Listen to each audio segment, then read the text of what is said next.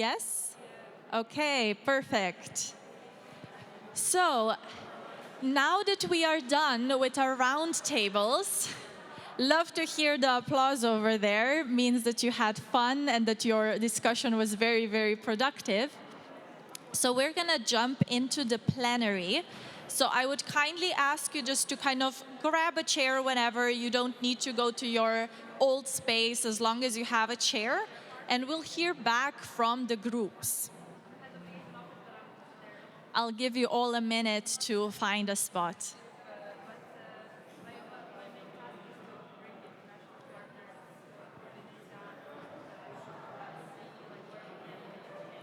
Okay, so let's maybe start with our first group, and I will kindly ask our youth facilitators to report back within a minute or two about what the discussion in their group was about. So maybe let's start with group number 1, which was with Pauline on vulnerable groups. So Pauline, you have a minute to tell us what was the discussion about. So in the discussion on vulnerable groups, on the screen.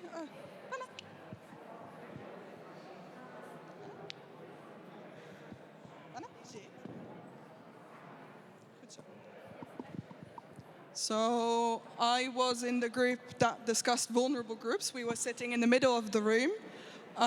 Thank you for everyone who came by.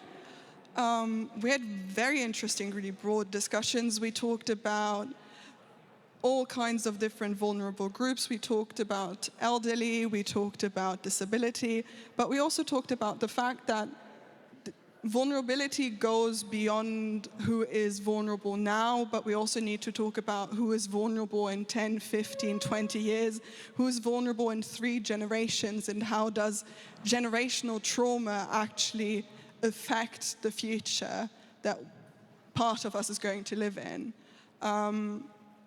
And we talked about everything from having to learn to breathe properly as a solution to looking at what vulnerable groups have found as solutions already, how we can use them for future vulnerable groups or when we'll all be vulnerable in 10, 15 years, but also about structural change needed, how the rich need to be defunded, how wealth needs to be redistributed. It was very interesting, and oh my God, so many points I've forgotten. Thank you for everyone who was here. Yeah, I'm still trying to deal with everything that was said, but it was so interesting. Perfect. Thank you so much, Paulina. And don't worry, everything that was said in different groups has been captured by our youth facilitators and note takers. And if we do well enough, we might prepare a youth statement until tomorrow based on all of the solutions that we hear today. So next up, I will ask Balkis to inform us about their discussion on mobility. So much, Katja. So our small group on mobility and transportation was very interesting. We talked about how the transportation systems are very linked to other systems, for example, safety. One example was mothers who take their kids to schools and are obliged to use cars because it's not safe to use public transport, even though it's very well connected in big cities sometimes. It's even free, and still they are obliged to have a car and to take their kids every day, 5 days a week, to schools and also to their activities after school. So this is a huge problem. So safety and how community can come together to provide a safe environment is actually how we can make this kind of use of cars less common in our cities. Another point that was brought up, a very interesting point, I think, is the use of cruises. So, for example, the building of ships for cruises that take up to 8,000 persons in France, for example, is a big industry. And how is this still going on with ships that use carbon and use like fuel that makes the climate like not clean? And the problem here was raised to tackle it in a perspective of how these people are still using those ships and why not to use it anymore, how we can use an alternative way of tourism. And especially that sometimes those ships are used to just for 2 hours per city, and in every city not everybody goes down and stay inside, etc. So it was a whole discussion on that front. And the solution that was suggested is how to use other kinds of ships if we still want to use cruises, and also how to use other kind of tourism instead. And then the discussion shifted to the behavioral change and cultural change, where that can affect directly our transportation systems. And this was based mainly on the culture of consumption or consumerism.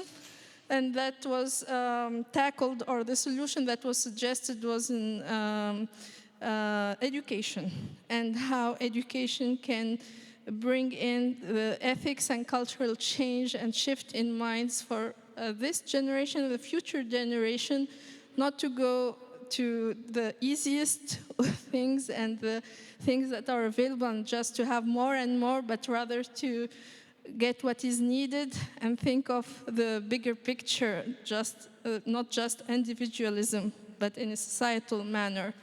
So it was kind of a philosophical discussion, and it went from transportation to education to even agriculture and consumerism. And I think everyone on the group that brought very meaningful solutions and ideas. And that's it from our side.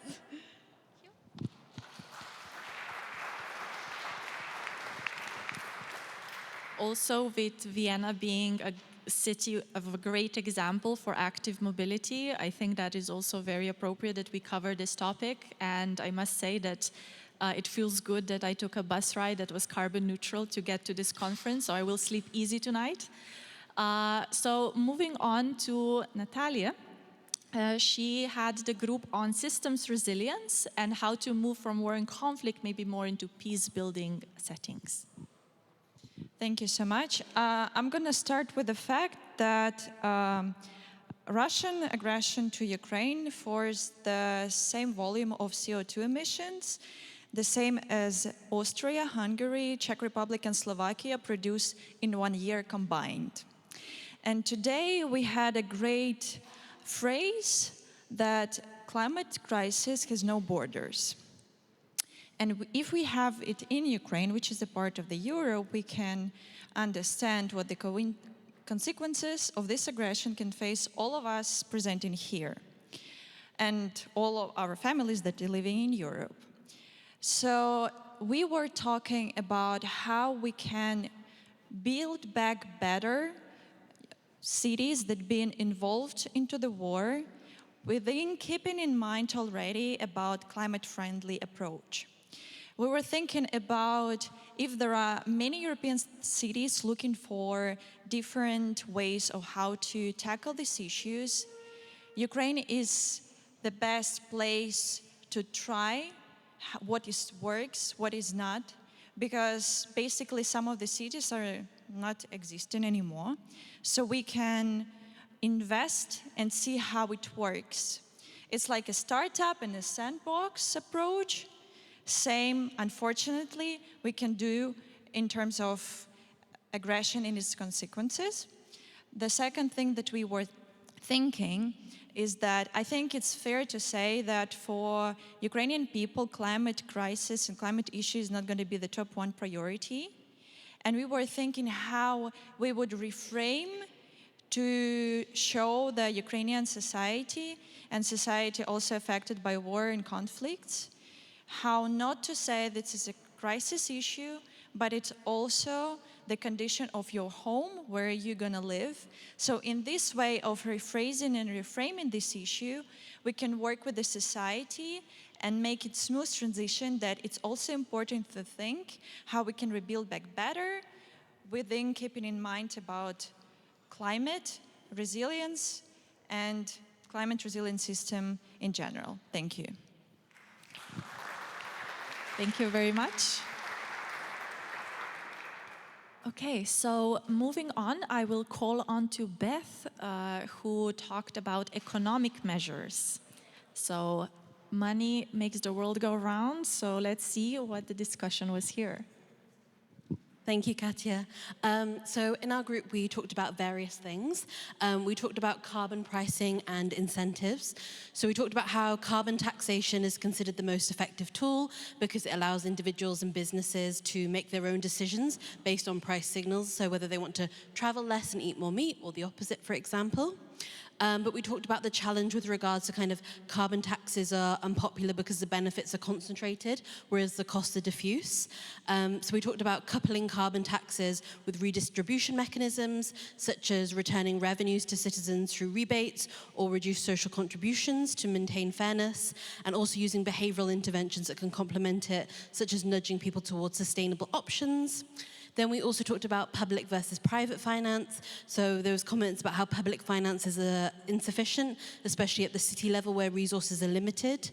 And so private capital must be mobilized, but with safeguards around kind of data security, and subsidies and targeted investments are needed to unlock bottlenecks in trades, especially, for example, shortage of electricians and skilled workers, slowing down kind of home changes or refitting and renewable development. And also how in some contexts, private companies are using public resources, such as industrial cooling systems, could be required to reinvest in city infrastructure. But there are already kind of pushbacks potentially from them saying they already pay taxes, so that was one thing that we also discussed. And then I think the key takeaways were to accelerate Europeans' green transition, leaders should focus on effective carbon pricing, fair and paired with redistribution, regional sensitive policy making. There was discussions about how Europe is so diverse and what works maybe in North Europe doesn't work well in different areas of Europe, such as Eastern Europe or Southern Europe. And the innovative models that combine kind of public and private financing whilst addressing bottlenecks in labor force and infrastructure are key. So, yeah. Thank you. A very thorough presentation. Thank you very much. Next up, I will call on to Habib to tell us about the discussion on health and climate change. Since we are the WHO Youth Council, this is a major priority also for us, and we are very interested to hear what was it about. Thank you, everyone. So first of all, I want to thank each and everyone that came to discuss, because it was so productive. And we eventually were able to actually have our own call to action. So we are just going to go straight to the call to action. So we divided it as European level, national level, and local level. And at each level, we also divided it by the mass component, that is how to mitigate, how to adapt, and how to change this societal behavior. So right now, in terms of mitigation, we are calling on the European Union to enforce the carbon pricing policy that EU currently has. And also, we call on Europe to actually also encourage nations of Europe to adopt the mobility policies, that is, reduce carbon fossils. In terms of adaptation, we called on the European Union to fund research and encourage research that look at how organisms are evolving due to climate change, and how and which measures can we take to actually be one step ahead in addressing them. Additionally, in terms of adaptation, we call on the European Union once again to establish an experts working group on climate change and health. And in terms of behavioral change, once again, we are calling on the European Union to provide funding for integration of climate change and health in educational system among member countries. And in terms of national level, to mitigate the effect of climate change, we are calling on each nation of in Europe to actually consider building hospitals that are climate friendly, that rely on renewable energy and also that reduce their carbon footprint, like reducing their plastic waste and other things. Additionally, we also called on nations to establish a better distribution channels in terms of their drugs and that, because 60% of the carbon emission in healthcare is due to the distribution channel of the various things we use in the hospital. So having a better distribution channel, we believe, will also reduce the carbon footprint of hospitals. In terms of adaptation, we are calling on nations to establish an emergency preparedness plan that's readily available and to be activated immediately in case of crisis, that makes funding available both to the region and to the locals. And additionally, in terms of adaptation, we are calling on each nations of the European Union to integrate into their school curriculums the impact and the intersection of climate change and health. And also in terms of societal changes, in terms of behavioral changes, we are also calling on nations to actually train the next generation to be conscious of the impact of climate change on our health. And at the local level, in terms of mitigation, we are calling on each mayor to actually make sure that there's better hydration system and more green environments in each locals, so as to reduce the impact that heat strokes and things as such have on the population. And to adapt, again, at the local level, we are calling for the establishment of a better notification system in terms of maybe flood, maybe breakout of infections, so that there's a better notification system so that people can act as soon as possible. And in terms of behavioral changes at the local level, this is more to my fellow doctors. We believe that as doctors, we can make change only if we get involved. So we call on each healthcare professional to get engaged in policy, speak to policymakers the language they understand. Like it was said, politicians want to win the next election. Help them win the next election by telling them how they can win by reducing the carbon footprint of the locals. And as healthcare professionals, let's endure to educate each and every patient that walks to us about the impact that food, lifestyle, climate has on their health and how better they could manage that. Thank you. Thank you very much. So I think this gives us a very nice segue into the next topic, which was with Kadri about the green or just transition. Here you go. So let's see what the discussion was about fossil fuel divestment, if Europe is doing enough. Thank you. So first of all, we were all combined in one point, that the green transition is a slow process and it's not easy. And first, awareness and education are needed. Education from teachers to doctors to every person in our population should be aware of the consequences on our health, on our businesses, on our properties and everything that could happen affected from disasters, which in first look can look like natural disasters, but actually are forced by human actions. So how to make people to get actions, long-term actions, not the short-term actions, because we all aware of that advocacy is first of all needed to make also our governments to take actions. But to be honest, not every governor is ready to take actions for such a long term when they will not be any more governors. So youths and every kind of specialists, from employers, from, as I mentioned, doctors and other specialists should advocate for the long-term actions.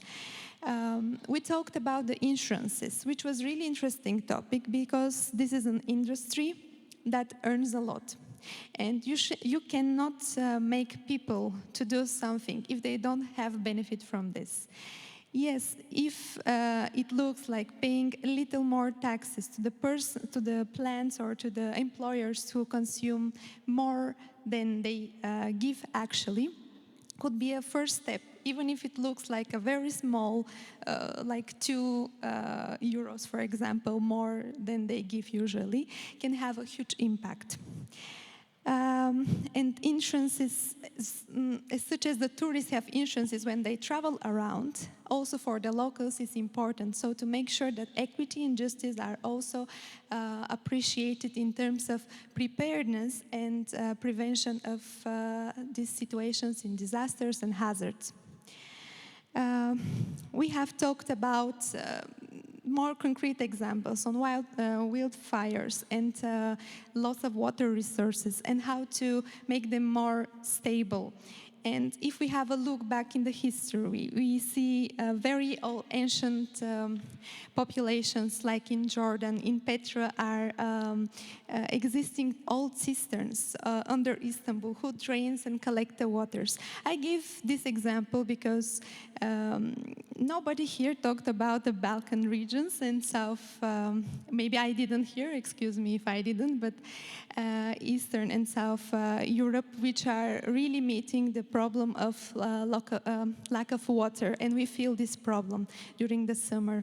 And this is an urgent action that should be taken.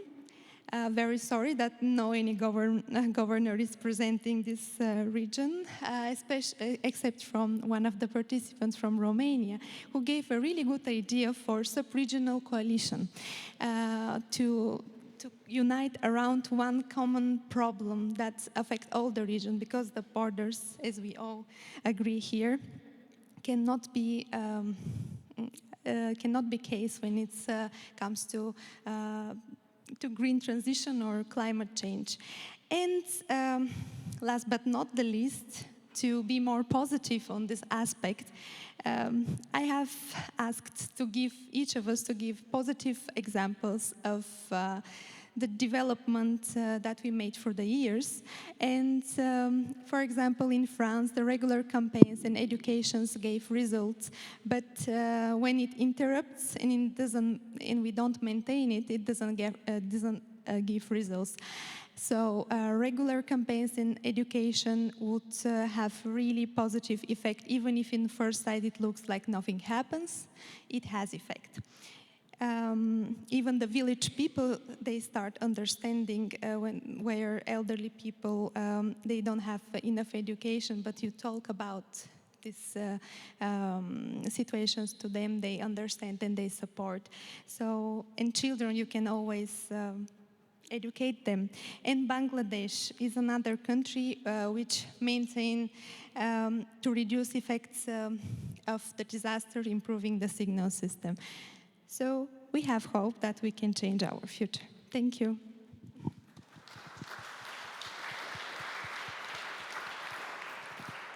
Perfect. Next up, I will call on Mehmet. His group was covering the topic of technology, and we thought, since we were called in as youth facilitators, it'd only be appropriate that we also cover the innovation aspect of things. Hello, everyone. Actually, it was a really productive brainstorming for me. I learned new things, and it was really fun to talk about this topic.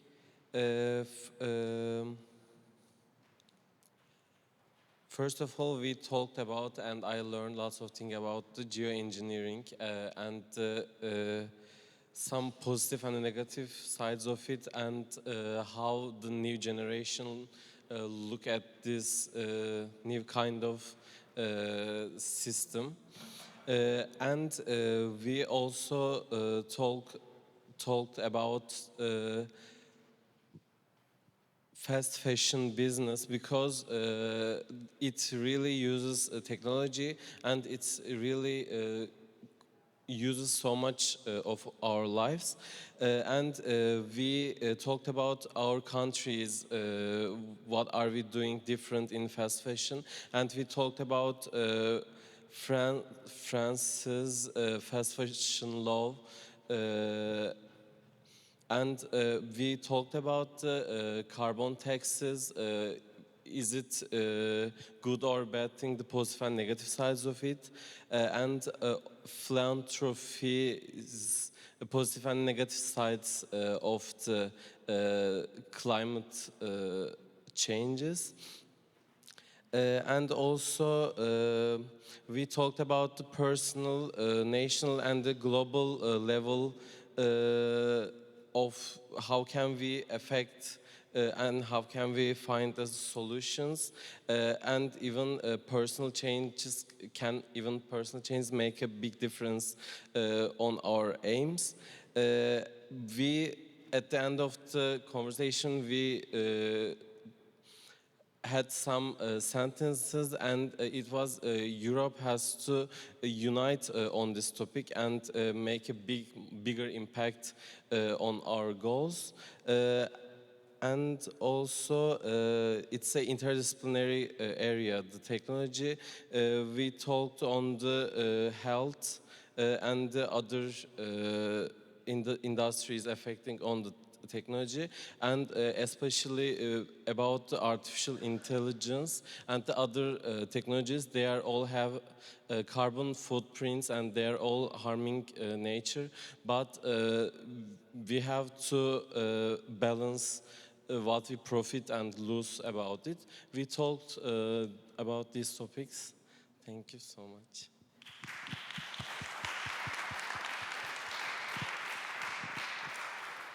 Amazing, and I'm sure all of the groups could have probably profited from like 3 more hours for discussion because there was so much to cover. But now I will call on to my Dutch colleague, Lieke, who covered the topic of accountability, which, according to also today's panel discussions, is a crucial part of really making sure that MAST is in place. Thank you. Yes, we talked about accountability. We started by talking about the biggest gaps in the accountability systems that we currently have. We talked about how there are a lot of climate accountability tools already in place, whether it be on national, European, or worldwide level. However, they are commonly not linked to real action, or might be weakened by international politics, as mentioned earlier today as well.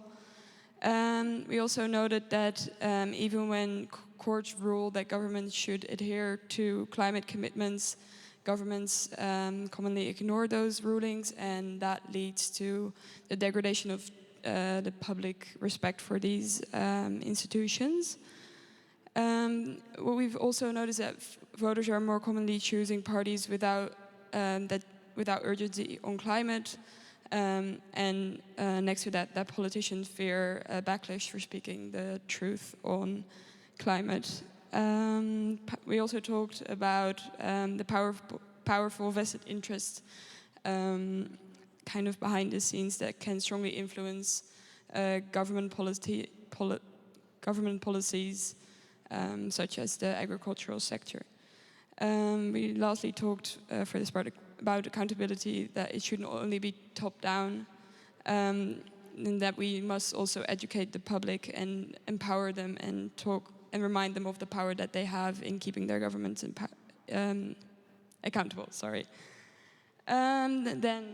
Next over, we talked about how to make the accountability systems that we have currently in place, how to make them stronger, and how to make them future-proof. We talked about the importance of having regular monitoring systems instead of one-off reports, about the possibility to create strong parliamentary oversight committees that can hold ministers accountable for meeting the climate strategies that they agree to, and that we should rely more on independent institutions to also keep government accountable, such as, for example, scientists. And then we talked about a bit on how to keep society accountable. How can you reach people that maybe have a mistrust in policies, and the importance of using trusted societal voices, such as the church or maybe local community leaders, in order to reach those people. And lastly, we talked about the importance of keeping accountability socially just, and that climate measures should not unfairly burden the most vulnerable groups. Amazing, thank you. So we see that accountability is another crucial part of societal transformation as well. Maybe with this, I will call on Olha, who took center stage and discussed social participation with everyone. Indeed, we have discussed the social participation because we think that nowadays the politicians alone, they cannot carry out this whole thing with MAST, right? So we should take the responsibility. How we should do that? Well, first of all, we need to create the community that would be willing to engage, that would be willing to make changes as well. So for this, we need the society that is conscious, that is powerful, and that is united. So how would we achieve that? We need to go through some social changes because the community, the society that we have nowadays is not really corresponding with the image that we have in our head. So we had a very intense conversation and we have come up with really great ideas. I'll try to be as short as possible, but it's hard. So we have agreed that in order to go through the social changes, first of all, we need to empower women. We need to connect women with each other, we need to provide space for them, and we need to make them confident, because young women right now are the least likely group to vote, which means that we're also lacking a huge number of people who could make changes by voting. Also, we need to connect with our younger generation, because they're already the ones that are shaping the future. So we need to engage physically, we need to connect locally, we need to unite. Again, we need to acknowledge the responsibility that we carry. We need to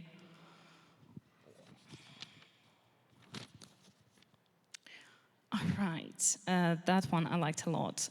We definitely should build the intergenerational pathways for co-creation and collaboration. And last but not least, it would be great if we create a sense of belonging to the community, belonging of the city, belonging to the society, and the solidarity in our opinion can be something that would definitely push those social changes.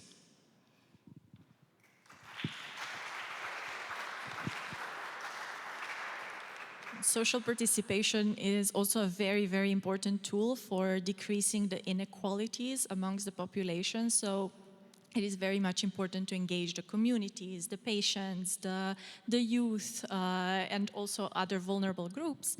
But without further ado, because there was a lot of overlap between different groups, maybe we will now touch upon education. This was led by Eva. We heard several groups kind of mention that education was a big part of the discussion, but what did the education group discuss? Thank you very much, Katja. And although we were a small group, we had an amazing and really fruitful discussion. So we start by discussing the barriers and the motives to accessing educational opportunities. So the barriers, it's usually that people do not know where to look for the opportunities or what they are looking for.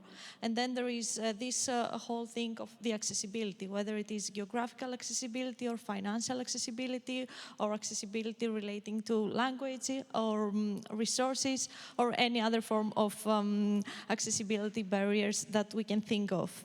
But what motivates people to learn more and to actually participate and engage in educational and learning opportunities is this access to the knowledge, the need for broader impact, and of course peer learning and community building.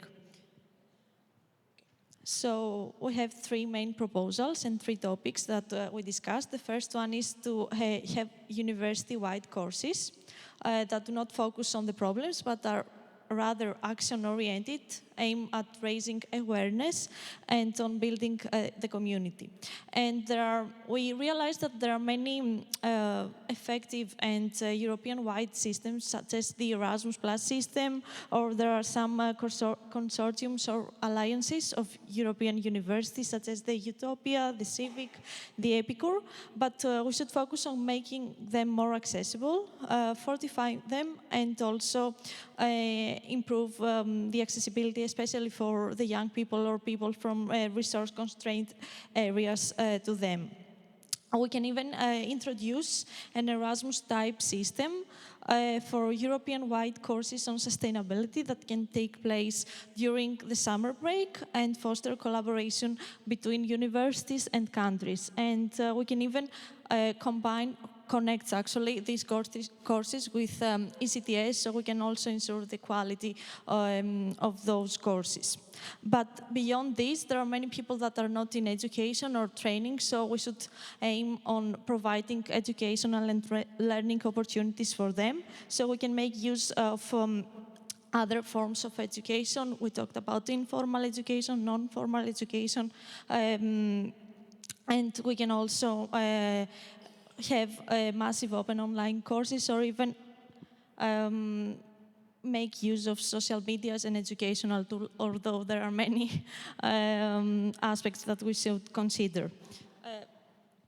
The other thing that we discussed is research, which is also linked with education. So we can introduce sustainability research, and actually first map sustainability research that is taking place across universities, because we realized many professors, researchers, young people engage in sustainability research, but it might not be framed in that way. And then introduce sustainability research in non-traditional fields and actually combine it also with education. For example, I come from the medical field. There is no such thing as planetary health education or such. And also make it accessible to everyone. And lastly, when we thought of how we can actually connect MUST, the MUST concept, and education, we thought, why not of creating an educational tool or a course on MUST, so we can bring it to the society. And I think that's from us. Thank you.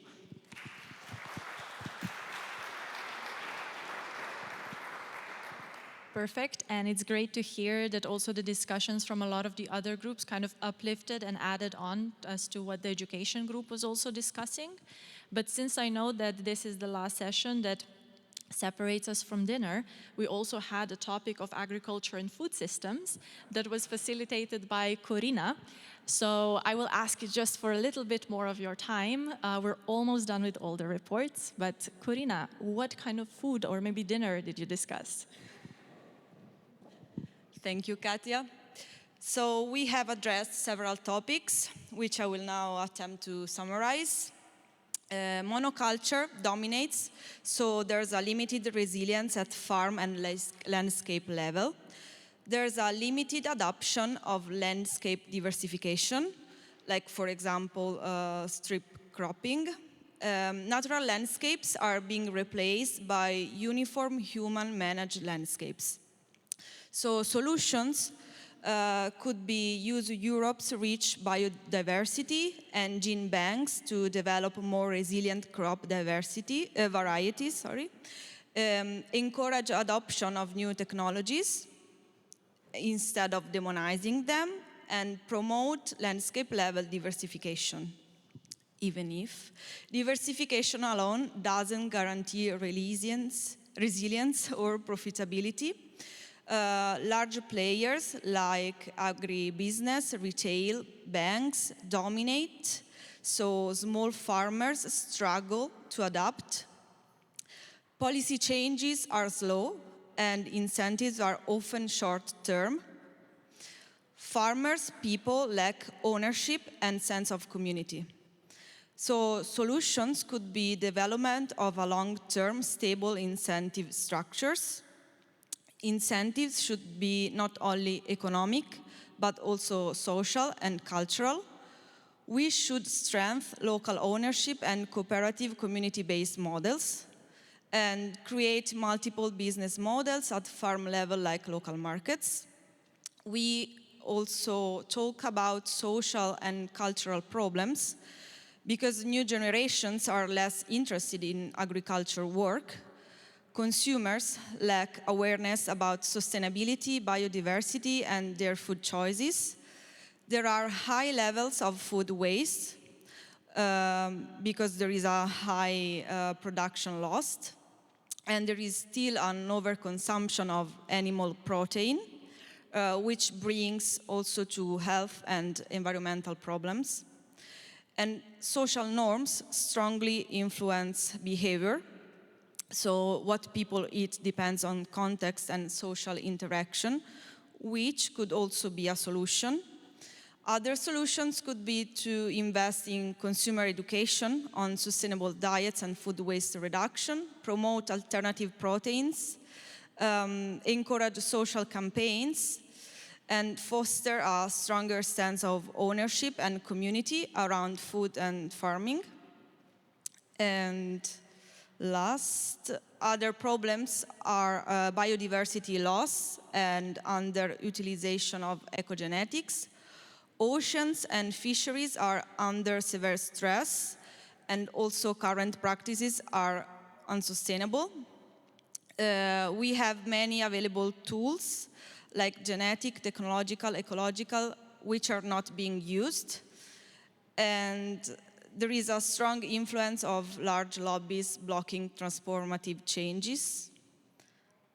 So solutions could be mainstream biodiversity conservation in agriculture, push for sustainable fisheries management, and we can sum it up saying that there are many virtuous local examples that could serve as models.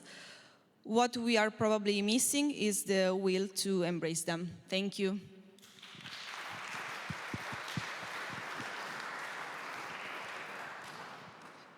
Thank you very much. I think with this we covered almost every group except for mine, and I will go into my report very, very soon.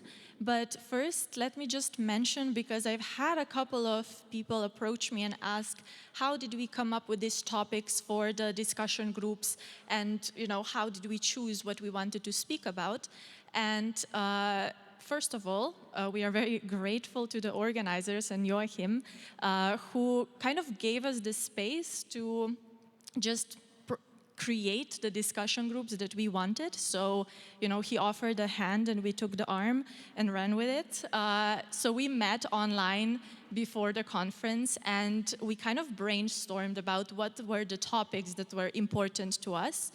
And we came up with this list of 12 topics that you participated in, because we thought that it's important to kind of try to cover everything, not just in an interdisciplinary and intergenerational manner, but also to cover the topics that will matter to us in the future going forward, also trying to see how we can inspire more cross-sectoral collaboration there as well.